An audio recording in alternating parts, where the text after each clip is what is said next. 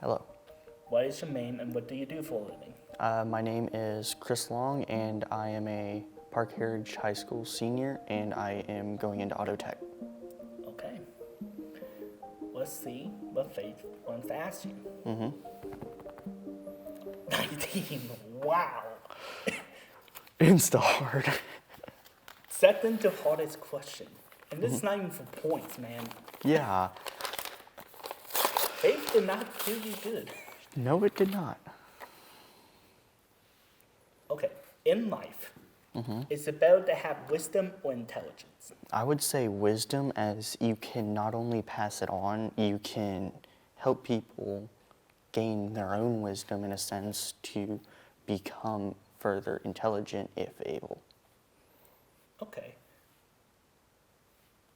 What is considered wisdom versus what is considered intelligence? Well, I would say wisdom is more of words that help you gain their own meaning rather than intelligence is factual. Okay, so to you, wisdom is more of a, hey, this is a general idea. Yep. This has been proven typically, and it can change. While Yeah. intelligence is hard and true. Yep. Okay, makes sense. Let the game begin. 5.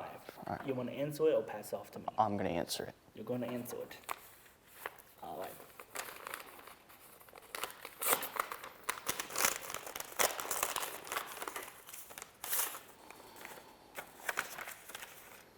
If you had to be in a natural disaster at its most difficult category, what disaster would that be?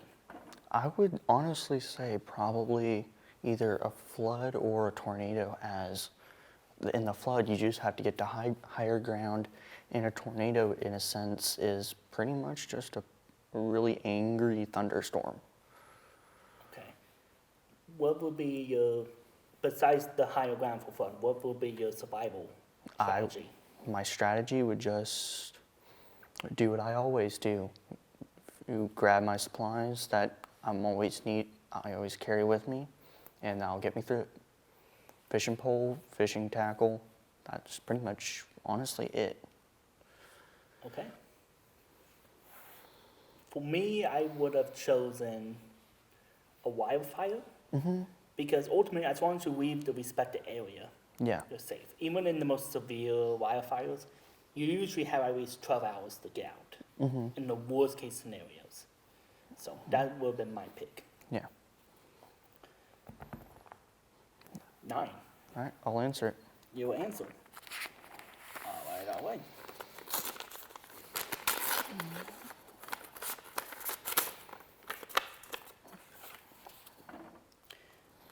What is your biggest special interest that is ultimately pointless in life? Ultimately pointless in my life, that would honestly probably be trains.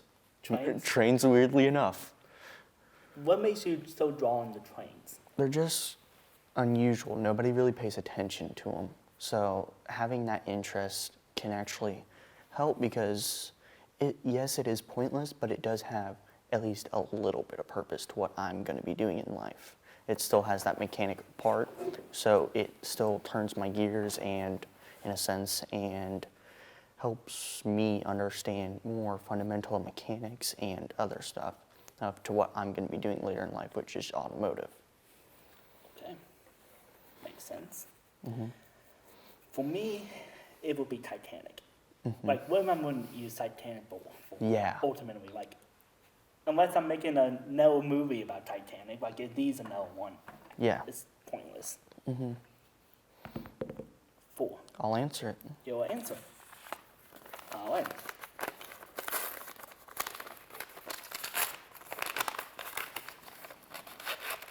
Come on. Don't be shy. Okay, which will you rather be? Which? Wise, intelligent, beautiful, or athletic? I would choose wise, as it, like I said earlier, it has that sense of this is what usually happens correctly, and that can help you in a lot more situations pretty much more than the others, other than being intelligent. And me personally, I consider wisdom more important than intelligence. Okay. Out of all those options, which one would be like, I won't even consider this, even if I was getting paid? Probably beauty. Beauty? Beauty is all the way in? Yeah.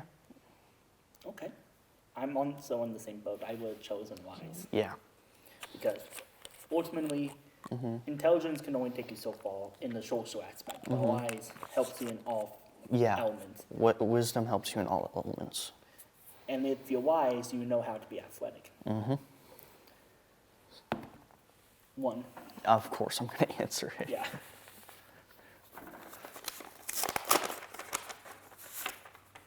What is your favorite holiday? My favorite holiday, that would probably be Thanksgiving. Thanksgiving? I'm a very family-oriented person. I consider my family pretty much the most important thing in my life, And other than automotive. Gotcha. And Thanksgiving, it's just probably one of the big holidays to get everyone together and Yep. some form of loving endearment. Mm-hmm. Okay. Just out of curiosity, does people give you a wheel to work whenever you say Thanksgiving? Because it's usually not in anyone's top 5. At least the people I have talked to. No, they don't really hate me on it or go joke with me about it. Because most of the people I'm with, they're about pretty much the same. Okay. Makes sense. For me, it's Halloween. I just love that time of year. That's my number 3. Number 3? Okay. Thanksgiving is my 5th. Like, besides the family and the food, but it's not really anything like hungry for me. I'm one of the best cooks in my family. When it comes to Thanksgiving, in my immediate family, I'm nowhere. I'm probably within top 10 in my family overall. Okay. I don't know who else is above me, but I'm not going to say I'm the best, but I'm not going to say I'm the worst. I'm up there. Okay, I'm getting there. Give me another 3 years of learning how to properly season, and I'll be there. I just have to put one seasoning on my steak, and then I make one of the best steaks in the family. Oh, okay. I need to try it then. 16. Of course, I'm going to answer it. Of course. Love the confidence. You brought probably one of the best people you can for this game in. Come on, don't be shy.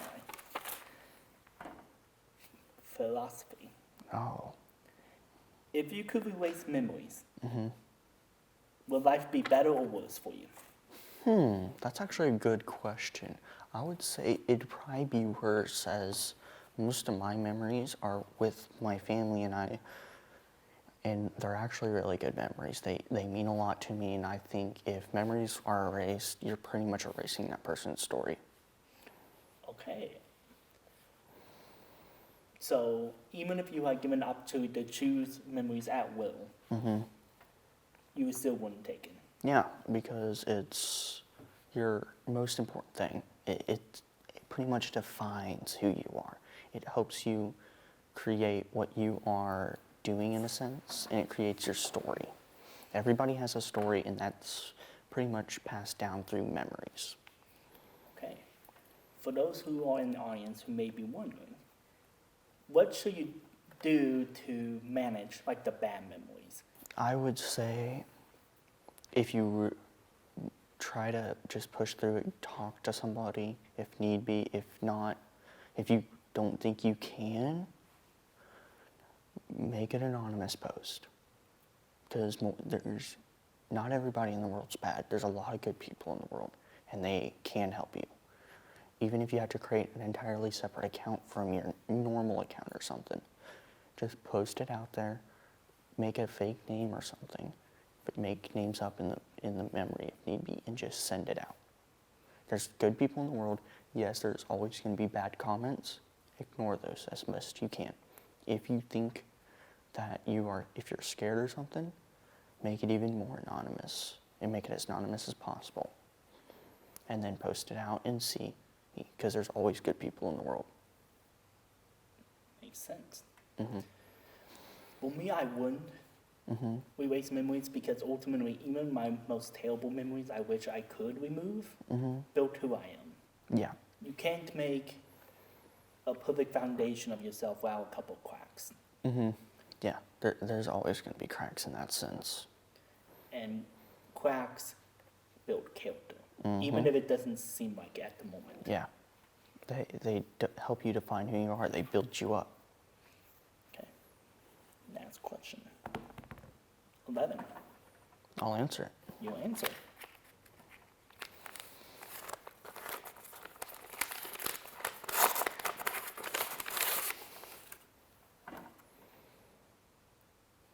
Okay. When you eventually do die, how will you want your funeral to be? I am a very traditional person. I don't want the traditional funeral in a sense. I want it to be, yes, I want it to be serious, but I also want it to have that joy to where it's more like a festival of my life instead of and I'll be honest, I don't want to be buried in the ground. I would rather be sent out into a lake or something and fire a single flaming arrow into the boat and just sink me, in a sense. So more like a Viking type Yeah, of funeral. Viking type funeral. I've always thought those funerals are probably the best, as it's more of a festival than mourning. Yes, they're mourning, but they're also celebrating. So you want your like quote unquote final moments to be joyful. Yeah. Makes sense. And then just out of curiosity, why you don't want to be buried in the ground? Yes, I love nature and everything, but it's a lot more easier for someone to mess with my resting place, which can cause problems with not only my future family, if I ever have one, but also my past family, because they're always moving graves around. Yeah. And I don't want to be moved where my resting place is. I want to be there forever. Okay. For me, I said I want to be cremated and turn into like a stone and be passed down for generation. Until eventually the one person gets a hold and sells me for like $10. But Yeah. that's the value I hope I can do. Okay. Viking funeral, I respect. That's definitely second for me. Oh, All right. now I'm in the hot seat. All right. So. No, you have to roll. Oh, I have to roll? Okay. Yeah. 5. Did we already do 5? Yep, we did. Okay. Dang it. Yep. That was my chance. No. Yeah. 7. 1. Oh, 7. Okay. I'll answer it. You'll answer it.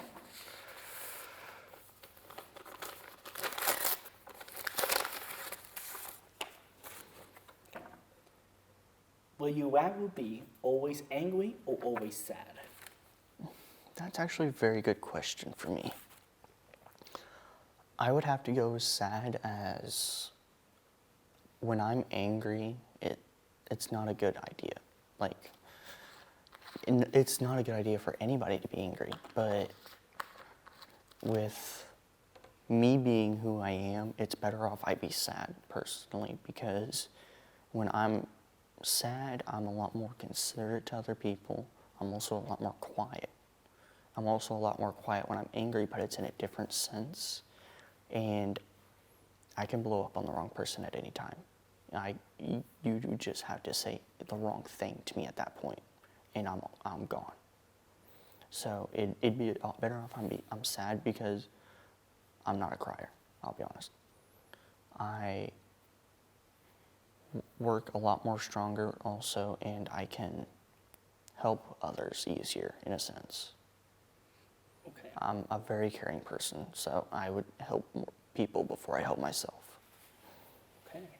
2 questions from that. Yeah. 1, why you feel like you can't be a crier? Is it just something who you are, or is it because of social pressure? It's who I am. Okay. In a sense, it's a very good idea. Like, I understand that very well, and it's actually a very good question, and it can define a lot of people. Okay. And then the second question I was going to ask is, just in this general sense, will you rather be around people who are always angry or always sad? That's actually a very good question, and it would have to go with I would have to go with the person's personality because you can't just be anyone. If they're calm in a sense, like yes, they're angry, but they're also calm in a sense, like they aren't gonna blow up on you easily or go off on or just break down on you easily. It can go either way. Because sometimes having that angry person next to you who can actually help you, and then sometimes having that sad person there can help you. It really depends on the situation. Okay. For me, I rather always be sad because I only got angry a handful of times, and I send people to the hospital. That's all I'm legally going to say. Legally, what I'm going to say, I'm about 10 times worse. Okay, good to note. And I'm always there for family. So when something happens, you just have to call me and I'm down. Okay. Definitely going to take note of that. One, we have always done. All right. So I'm back in the hot seat. 19. We always answer that. Yeah. Not my day. No, it is not. 15. Right, I see it right there. Okay. Well, you want to answer it? Or I'm going to answer it. Okay. I'm not giving you a chance. I can tell. Oh, that's wow. Okay. What is the root of all evil? I would say the root of all evil, it can really come down to two things for me. Greed, and then, how else would I say this? Power hungry, like they're wanting the power. It's, from what I've always seen, and from what I've seen in history, it's one of the two things. They're either wanting greed as in money, fame, or they're wanting power. So power, hungry, and fame.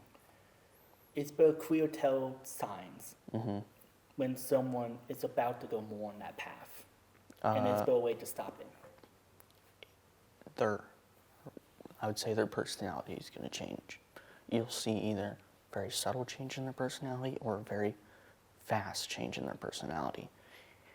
Or it's going to be how they dress.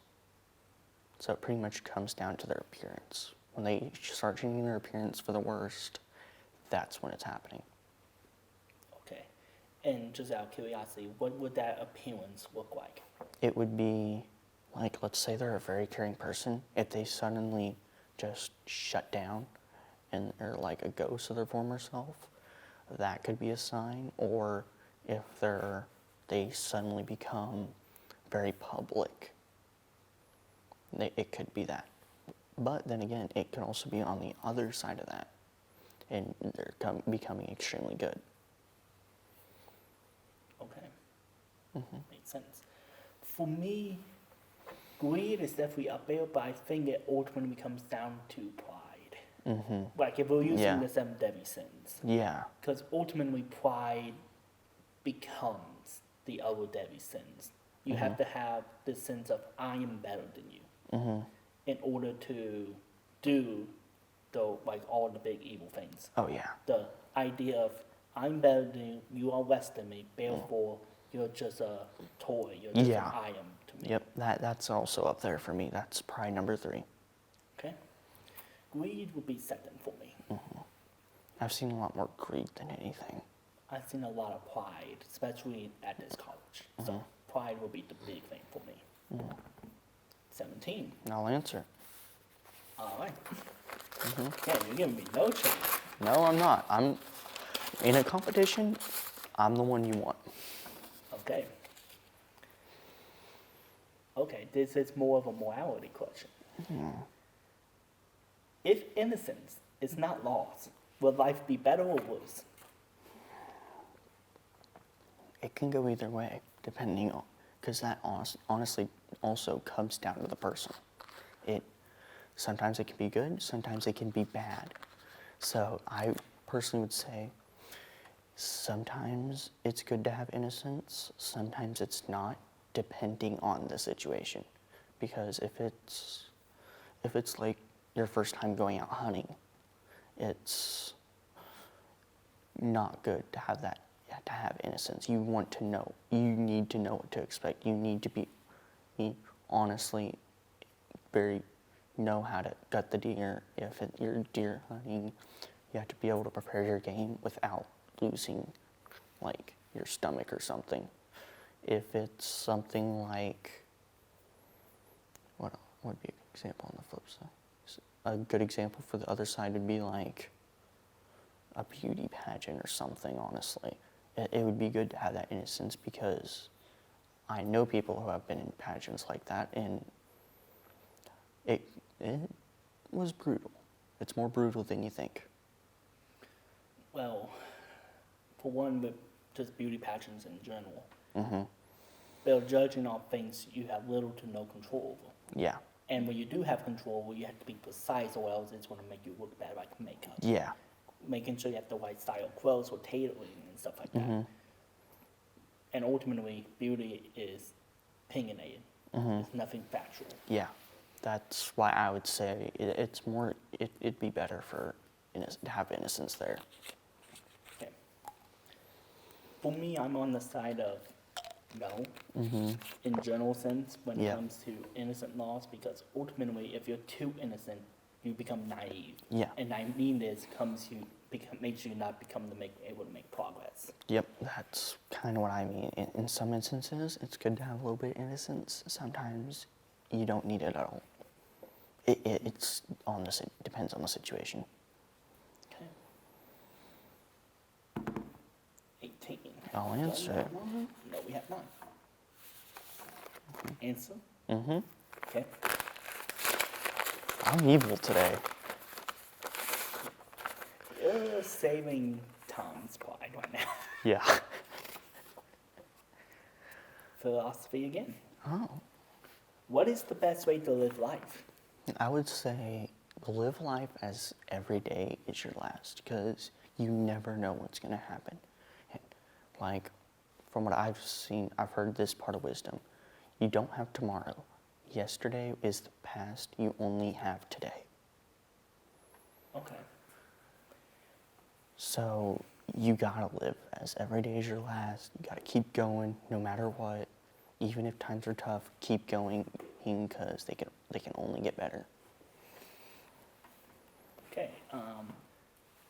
Just to play devil advocate, because that's one of my core values. When you say live like you have no tomorrow, does that mean be risk taking? No, it means go with the flow, have fun with your family, but also you gotta live as every day's your last, but don't take too many risks. Don't be reckless. Live life as comfortably and as full as you want. Don't be too reckless, but don't be too conservative. There's a happy medium in there that is perfect. Find that balance. Find that balance. How does one find that balance? I would say look into yourself. You're going to find everything you need to know by looking into yourself. You're going to find what you love. You're going to find what you hate. And you got to just find that happy medium. But if you really want to, lean a little bit more towards what you love. Do what you love, and only do what you hate when you know you can handle it. In a sense, like, let's say you hate doing a certain activity and your entire family wants to do it. Don't be the person that holds them back. Go and help them. Go with them. Because your family is always going to be your steady rock, your safe space. Okay. I highly respect that answer. Let's see if we can speed one a question. 2. I'll answer it. Okay. What is your favorite song? My favorite song, I've already thought about this. That's going to be Rascal Flatts' Life is a Highway. Okay. What do you like about that song? It not only is nostalgic in a sense, because that song was in a movie that came out a year after I was born. It also has a deeper meaning, as it makes you feel good, and it makes me relax. As if I'm having a rough day, I can just turn on pretty much any Rascal Flatts song, and but that one in particular really makes me, in a sense, happy and relaxed. I can just turn the dial up, drive off. Okay. Well, time is up. Mm-hmm. Let's count the points. Yeah. After this whole game show, you absolutely destroyed me. Yeah. 95-0. Yeah. By the way, you scored the most points out of all my guests so far. Nice. So, as punishment for me losing, you have an option. You can pick any of the remaining cards and ask me that question, and I have to answer it. Or you can come up with a question yourself. I'm going to have to go with number 20. I figured as much. All right.